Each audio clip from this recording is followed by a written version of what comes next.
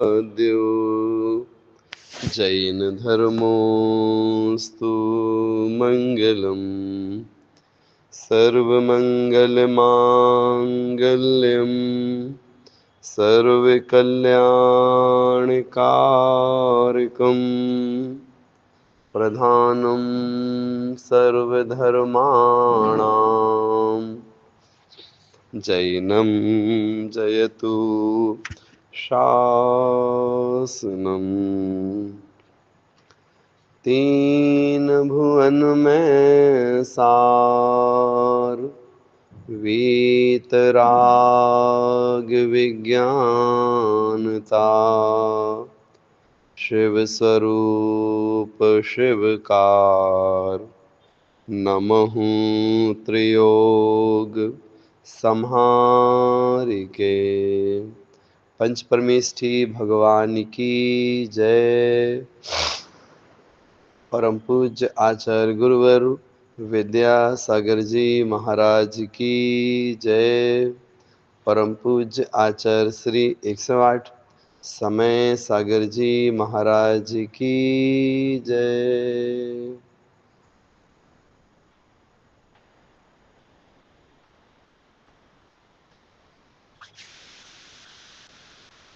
श्री छठाला जी ग्रंथ के माध्यम से जो चौथी ढाल है, इसमें सम्यक ज्ञान का वर्णन हम सभी सुन रहे हैं। इसमें जो छंद हैं वो अलग अलग प्रकार की व्याख्या करते हैं। जैसे कि एक छंद है, कोटि जन्म तप तपे ज्ञान बिन कर्म झरेंजे। ये जो छंद है ना, इसमें ये बताया गया है कि जो ज्ञानी जीव है और अज्ञानी जीव है, तो इनके निर्जरा में क्या अंतर है, तो ये चीज यहाँ पर बताई गई है।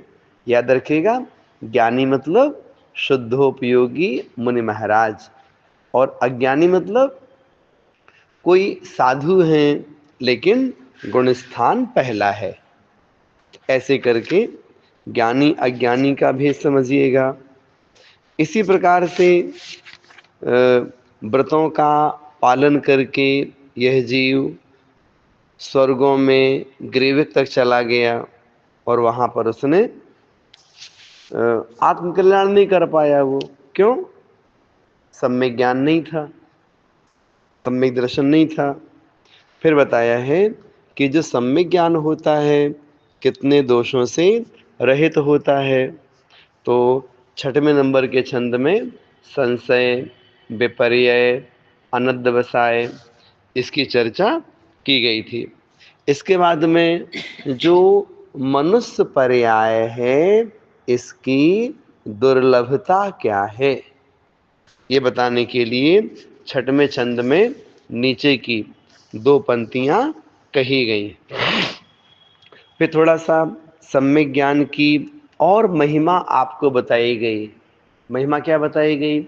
एक तरफ बहुत संपत्ति है, घर मकान है, और सारे वैभव हैं, पंचेंद्रिय विषय हैं, और दूसरी ओर आपके पास में धर्म का, शास्त्रों का ज्ञान है, सम्यक दर्शन है, सम्यक ज्ञान आपके पास में है।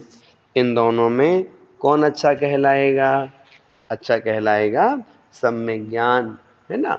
क्योंकि जो बाहरी चीजें हैं वो तो संसार में किसी के पास भी हो सकती हैं, लेकिन जो आत्मज्ञान है, जो वस्तु तत्व का ज्ञान है, वो प्राप्त होना दुर्लभ है। तो कहते हैं उसको प्राप्त करने के लिए हमें और भी उपाय करने चाहिए। इस प्रकार से आपके सामने ये छंद कहे गए। अब जो 8वें नंबर का छंद है, ये आज से प्रारंभ होगा। आइएगा, हम सभी तैयार होते हैं आगे पढ़ने के लिए। जी, ममता जी नाम से मोबाइल है, बोलिएगा 8वें नंबर का छंद। जी भैया जी। जे पूरब शिव कही जाहि अरु आगे जय है। सो सब महिमा ज्ञान तनि मुनिनाथ कहे हैं। विषय चाहे तो ताहे जगत जन अरनि दझावै। तासु पाए ना आन ज्ञान घन घान बुझावै। बहुत बढ़िया। आइएगा, अर्थ कर रहे हैं। यहाँ पर सम्यक ज्ञान की और भी महिमा आपके सामने बताई जा रही है। याद रखिएगा, ये महिमा सम्यक ज्ञान वश की नहीं है, ये महिमा ज्ञान के साथ में चारित्र की भी है। चारित्र भी होना अत्यंत आवश्यक है। कह रहे हैं, जे पूरब शिव गहे। पूरब मतलब पूर्व में, उसको अपन बोलते हैं ना पास्ट। तो जे पूरब शिव गए, भूतकाल में जिन्होंने भी मोक्ष प्राप्त किया है। जाहि, जाहि अर्थात जा रहे हैं, वर्तमान काल। अरु आगे जय हैं, अरु आगे जय हैं, ये हो गया भविष्य काल। एक पंक्ति में तीनों काल की अपेक्षा से हमें ये बात बताई गई है, पूर्व में जो भी मोक्ष गए हैं, वर्तमान में जो भी मोक्ष जा रहे हैं, और भविष्य में जो भी मोक्ष जाएंगे, है ना। सो सब महिमा, तो जो सारी महिमा है ना, किसकी? मोक्ष प्राप्त करने की। ये जो महिमा है ज्ञान तनी, ज्ञान की है। ये सब महिमा ज्ञान की है, ऐसा दौलत राम जी कह रहे हैं कि हम नहीं कह रहे आपसे, मुनिनाथ कहे हैं। जो मुनियों के नाथ हैं, मुनिराजों के भी जो स्वामी होते हैं, वे कौन हैं? वे गणधर होते हैं, वे तीर्थंकर होते हैं, अरहंत परमेष्ठी होते हैं। अर्थात मुनि महाराज भी जिनको अपना नाथ मानते हैं। तो मुनिराज जी अपना नाथ किसे मानते हैं? गणधरों को, तीर्थंकरों को, अरहंतों को। वो चीज यहाँ पर बताई गई है कि जो भी जीव मोक्ष जा रहे हैं, ये सब ज्ञान की महिमा है। ठीक है, मतलब इन्होंने ज्ञान की महिमा कही है, कोई दिक्कत नहीं है, लेकिन समझने वाली बात क्या है वो आप देखिएगा। क्या किसी के पास में ज्ञान हो गया और उसके जीवन में चारित्र नहीं है, उसने अभी मुनि अवस्था प्राप्त नहीं करी है, क्या ऐसा जीव बिना चारित्र के मोक्ष प्राप्त कर लेगा? क्या नहीं कर पाएगा, है ना। इसलिए ज्ञान की महिमा है, हम स्वीकार कर रहे हैं, लेकिन ये ज्ञान बस की महिमा नहीं है, चारित्र भी चाहिए, उसके बिना कार्य सिद्ध नहीं होगा। तो जो मोक्ष की बात है, ये महिमा किसकी है? ये सब रत्नात्रय की महिमा है। ठीक है ना। तो सो सब महिमा ज्ञान तनी, मतलब सम्यक ज्ञान की, सम्यक ज्ञान की सब महिमा है, ऐसा मुनिराजों के स्वामी गणधर आदिकों ने कहे हैं, उनके द्वारा ऐसा कहा गया है। देखो, दो चीजें हैं, एक तो ये है पंक्तियों का अर्थ क्या है, दूसरा हमें पंक्तियों का अर्थ करते समय इस बात का भी ध्यान रखना होगा कि शास्त्रों से, आगम से कोई बाधा उत्पन्न ना होवे। अगर आप ज्ञान मात्र की बात करोगे तो ज्ञान मात्र से तो किसी को मोक्ष होने वाला नहीं है। अगर ज्ञान मात्र से ही मोक्ष होना होता तो ऐसे भी जीव हैं जिनको 11 अंग तक का ज्ञान हो जाता है। ऐसे भी जीव हैं 11 अंग 9 पूर्व तक का ज्ञान हो जाता है, 11 अंग 14 पूर्व का भी ज्ञान हो जाता है। ऐसे भी ज्ञानी हैं जो कि श्रुत केवली भी बन जाते हैं। जैसे इस पंचम काल में भगवान महावीर स्वामी के बाद में 5 ऐसे मुनिराज हुए जो कि श्रुत केवली कहलाते थे। उनमें अंतिम नाम आता है आचार्य भद्रबाहु स्वामी। नाम सुना होगा आपने, है ना? कौन थे ये अंतिम श्रुत केवली कहलाते थे। क्या मोक्ष गए? क्या वो नहीं गए ना? कहाँ गए? स्वर्ग में ही गए वो तो। इसलिए नहीं नहीं नहीं, श्रुत केवली का मतलब होता है जिनके पास में मति ज्ञान श्रुत ज्ञान सबसे ज्यादा होता है। मतलब इससे ज्यादा मति ज्ञान श्रुत ज्ञान संसार में और किसी के पास नहीं होता है। अगर केवल ज्ञान की ही महिमा होती तो उनको मोक्ष पहुंच जाना चाहिए था। याद रखिएगा, चीजों को जानने मात्र से कल्याण नहीं होता है। आप बताइए ना कि कल भोजन में क्या बनेगा, उसका आपने मीनू बना लिया, तो आपके मीनू बनाने से भोजन बन जाएगा क्या? नहीं ना। उसके लिए तो आपको फिर अगले दिन सारी प्रक्रिया करनी पड़ेगी। आपको रसोई में 3-4 घंटे का समय देना पड़ेगा। कौन? हाँ, आगे जाएंगे, उसका निषेध नहीं कर रहे हैं।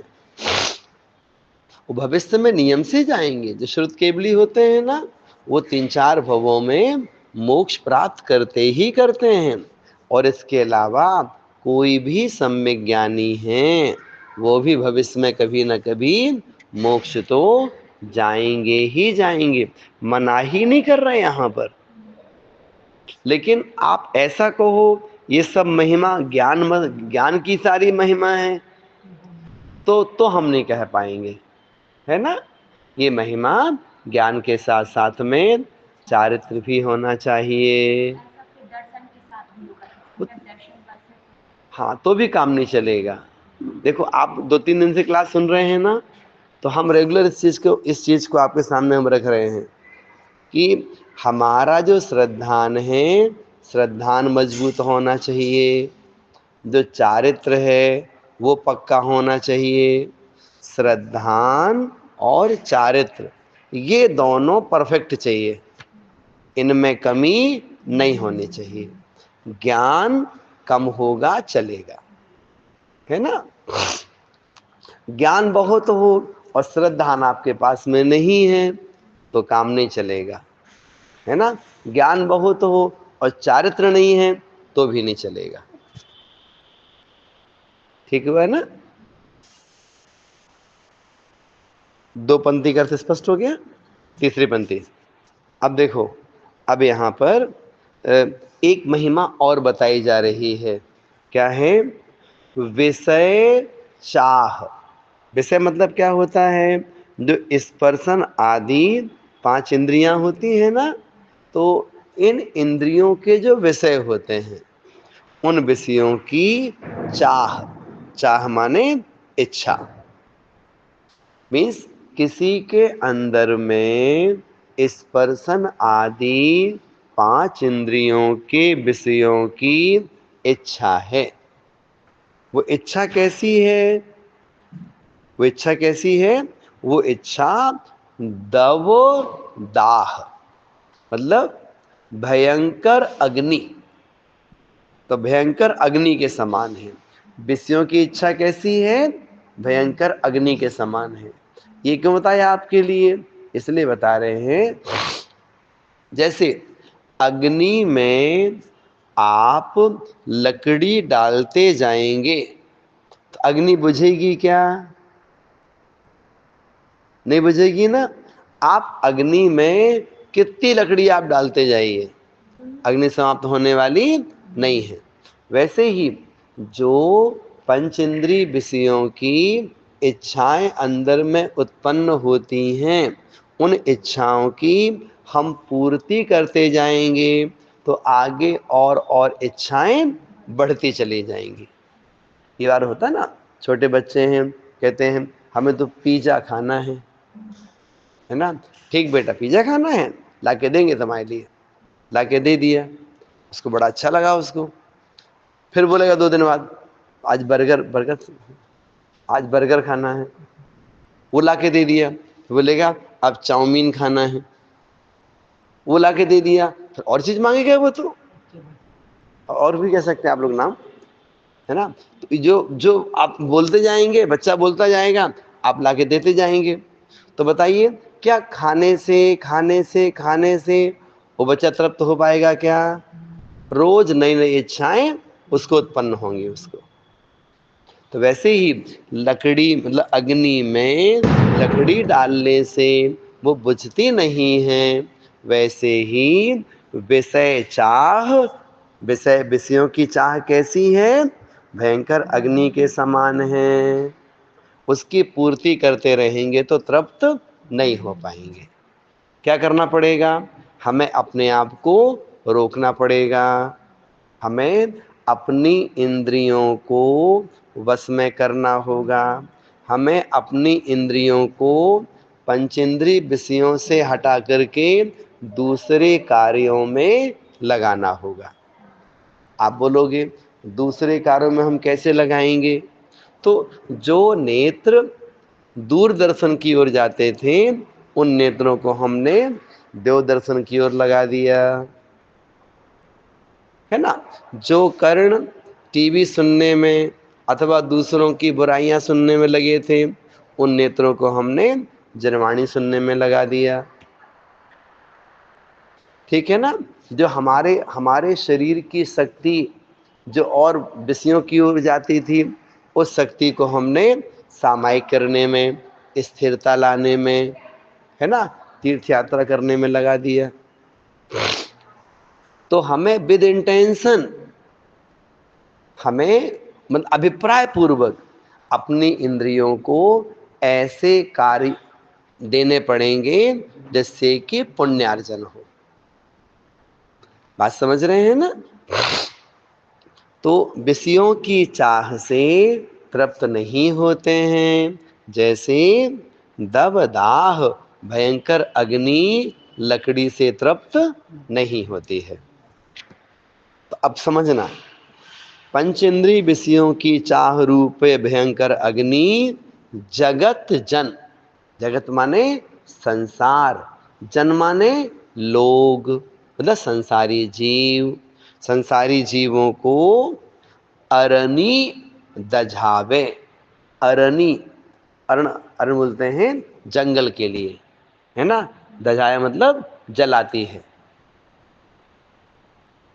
जैसे भयंकर अग्नि, बात समझना, भयंकर अग्नि जंगल को जला देती है। लिखा है ना, दबदाह अरनी दझावे। वही पहाड़ से मतलब है जंगल, जहां पर बहुत झाड़ होते हैं।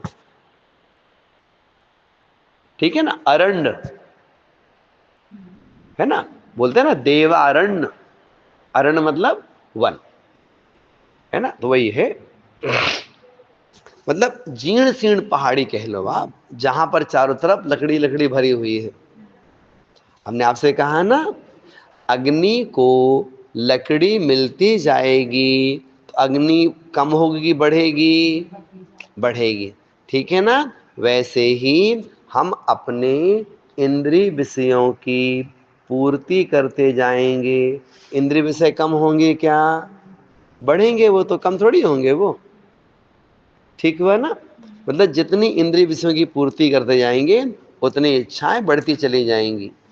ये जो एक हुए ना ओशो रजनीश हुए हैं, उनकी धारणा अलग थी। वो कहते थे कि आप तो भोग भोगो, हाँ, तृप्त हो जाओगे आप। जैन दर्शन कहता है आप तृप्त कभी भी नहीं हो पाओगे, हैं? हाँ, वो बात अलग है वो, लेकिन क्या है ना, उनकी धारणाएं अपनी थी, उन्होंने एक अपना दर्शन चला दिया उन्होंने वो ऐसे। अब देखो पंक्ति का अर्थ क्या है, जैसे भयंकर अग्नि अरण्य दझावे, भयंकर अग्नि जंगल को जला देती है, वैसे ही विषय चाह रूपी अग्नि संसारी जीवों को जलाती है। आगे समझ में, विषय चाह, पंचेंद्रिय विषयों की चाह जगत जन संसारी जीवों को दझावे, जलाती है। जलाती मतलब जब हमारी इच्छाओं की पूर्ति नहीं होती ना, तो हम रोते हैं, चीखते हैं, चिल्लाते हैं, मारते पीटते हैं, झगड़ा करते हैं। देखते हैं ना बच्चे क्या है, मचल जाते हैं बिल्कुल, वो मतलब ये चीज लेकर के आओ हमारे लिए आप। तो वही चीज यहाँ पर बताई गई है, बड़ों के साथ भी ऐसा ही होता है। तो हम अपने अंदर से उस विषय विषय चाह को दूर करना चाहते हैं, क्या करना होगा, तास उपाय ना आन, तास उपाय ना आन, आन माने दूसरा, उसका कोई दूसरा उपाय नहीं है। किसका, विषयों की चाह को कम करने का दूसरा कोई उपाय नहीं है, एक ही उपाय है। तो क्या उपाय बताइए हमारे लिए अब। तो कह रहे हैं ज्ञान, ज्ञान घन घान,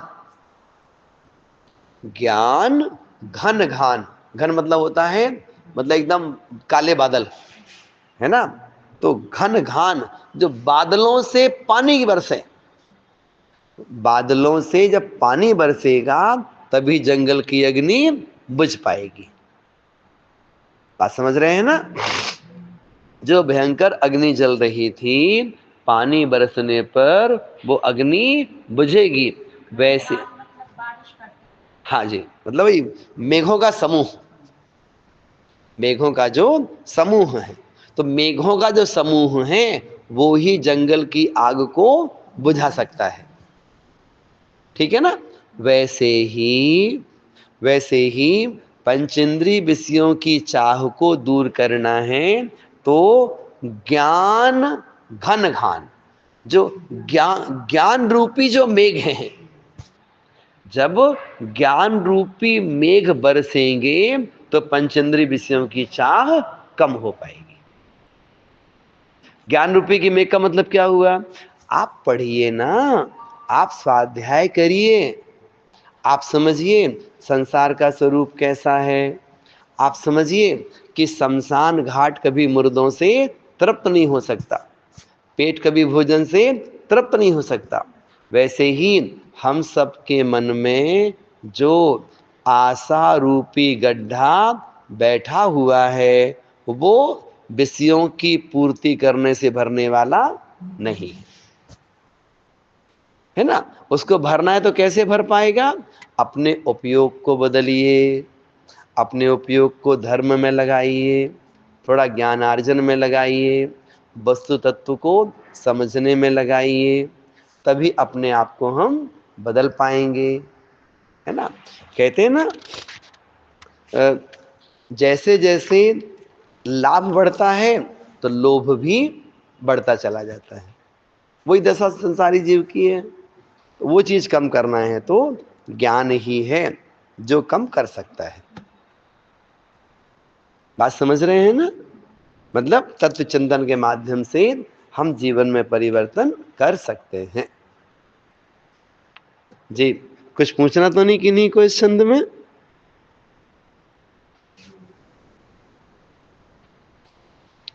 चलिए एक बार बोल दीजिएगा। नहीं भैया, ठीक, बहुत सुंदर जी।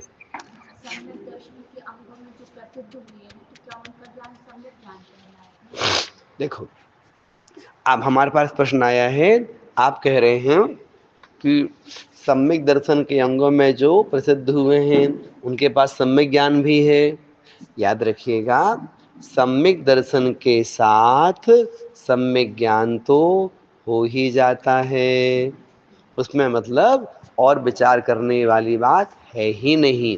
मतलब जिनके पास में सम्यक दर्शन है उनके पास में सम्यक ज्ञान नियम से है। ठीक है जी, बोल देते हैं।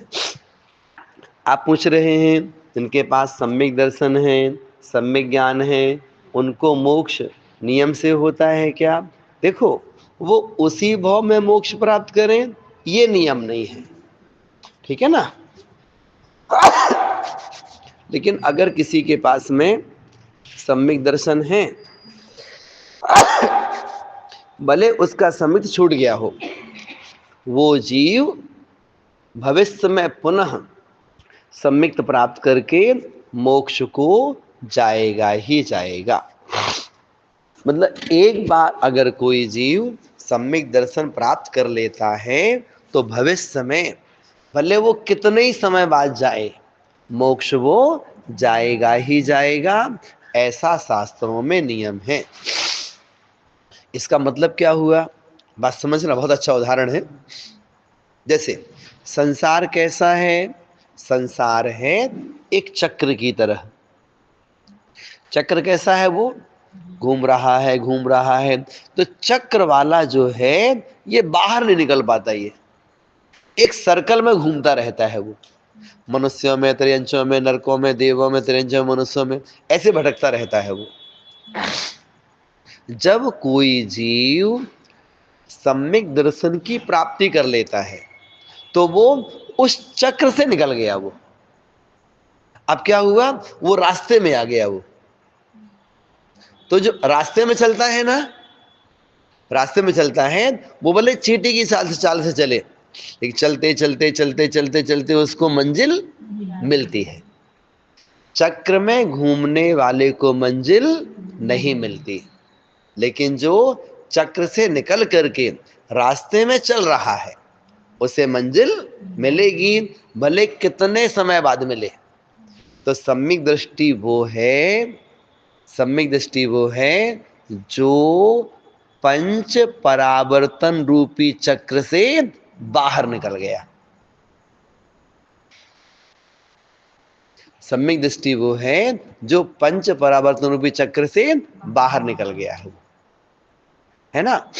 वो अब चल रहा है अपना। वो उसको भले भले उसको अनंत काल लग जाए मोक्ष प्राप्ति में, लेकिन वो नियम से मोक्ष जाएगा ही जाएगा।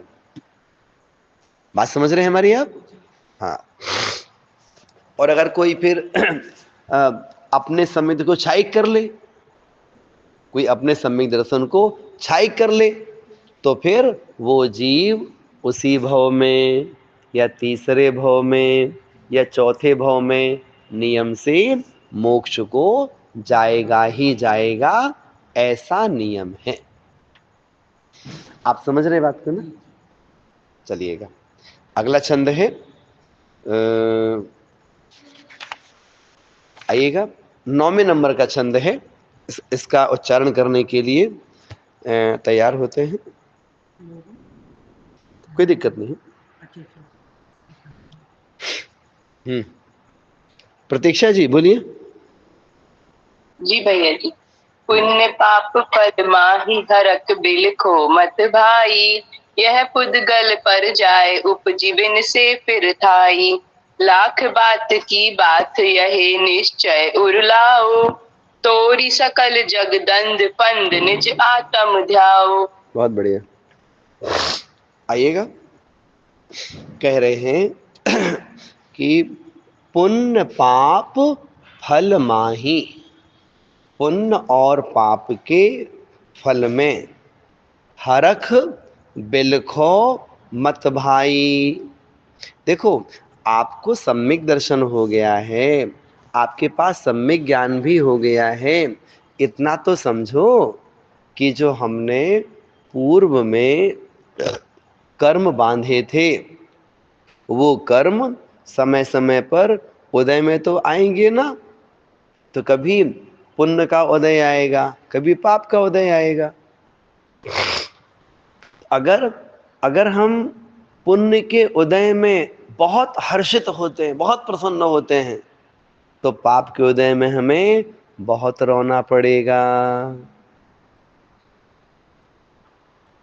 तो क्या है फिर, ये दोनों हमारे लिए घातक हैं।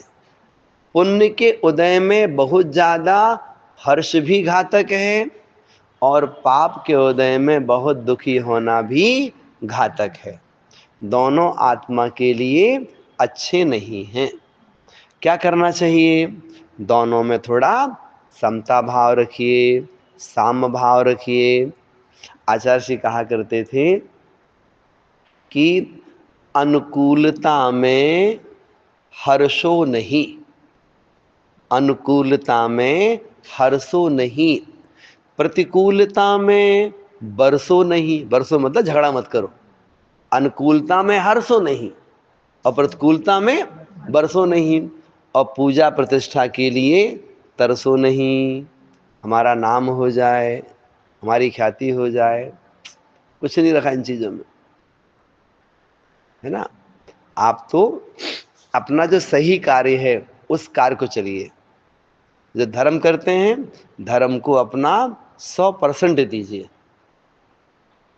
जितना आप धर्म करते हैं, धर्म कोशिश करिएगा, जब धर्म कर रहे हैं तब हम पूरी तरह उसमें डूब के कर रहे हैं, बहुत शांत भाव से कर रहे हैं, तो वो हमारे लिए कल्याणकारी होता है। क्या है, इस संसार में 3 तरह के लोग होते हैं। एक होते हैं आशावादी, एक होते हैं निराशावादी, और एक होते हैं दोनों में संभाव रखने वाले। आशावादी किसे कहते हैं? आशावादी मतलब होता है, बहुत तेज धूप है, हम पैदल चले जा रहे हैं, हम बहुत दूर देखते हैं एक वृक्ष है, कोई घर बना हुआ है। जो आशावादी होते हैं ना, वो सोचता है चलो कोई बात नहीं, इतना अपन और चल लेते हैं, फिर वृक्ष भी है, घर भी किसी का बना है, पीने को पानी अपन को वहां मिल ही जाएगा। तो आशावादी क्या सोचता है, वो धूप में भी शांत भाव से चलता रहता है। जो निराशावादी होता है वो कैसा होता है, वो उस घर में जाके बैठ गया, पानी पी लिया उसने, फिर सोचता है लो कितनी देर की छाया है, आधे घंटे की तो छाया है ना, फिर आगे चलना, फिर आगे चलना, फिर आगे चलना है। तो वो छाया में बैठ करके भी, छाया में बैठ करके भी आगे की परेशानी की वजह से अभी दुखी हो रहा है।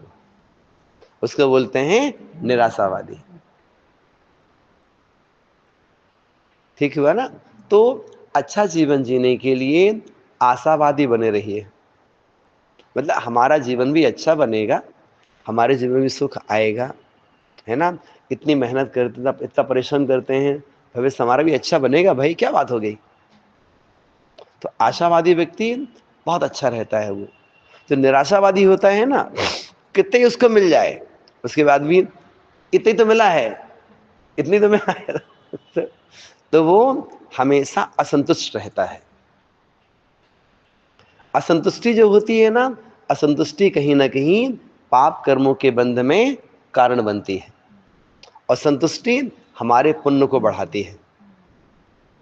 तो वो यहां पर हमें सीखना चाहिए कि पुण्य पाप फल माही, पुण्य और पाप के फल में हरख बिलखो मत भाई। ये पुण्य पाप क्या है, ये कर्म ही तो हैं। और कर्म कैसे होते हैं? पुद्गल होते हैं।